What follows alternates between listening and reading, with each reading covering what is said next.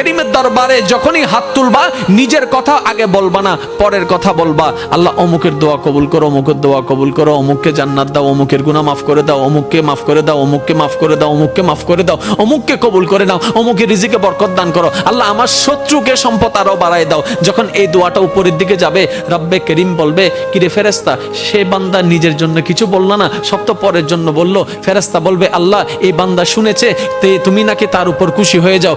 যে বান্দা অন্যের জন্য ভালো চাই, তুমি নাকি তার ভালো চাও। যে অন্যের প্রশংসা করে, তুমি নাকি তার সম্মান বাড়ায় দাও। আল্লাহ যে অন্যের জন্য মঙ্গল কামনা করে, তুমি নাকি তার জন্য বরকত বাড়ায় দাও। এই বান্দা সেই সূত্র বুঝতে পেরেছে, তাই নিজের জন্য চাচ্ছে না, সবার জন্য চাচ্ছে। রব্বে করিম বলে, তার দোয়া ফরিয়াদ কবুল করার ব্যবস্থা করো, কারণ যে অন্যের ভালো চায় আমি আল্লাহ তার ভালো করে দিই। বলেন সুবহান। মনে রাখবেন, আল্লাহর কাছে চাইতে হবে হালাল জিনিস, হারাম জিনিস নয়। আপনি যদি আল্লাহকে বলেন, রব্বে করিম আমার দুশমনের ফাঁকটা লেঙ্গা করে দাও,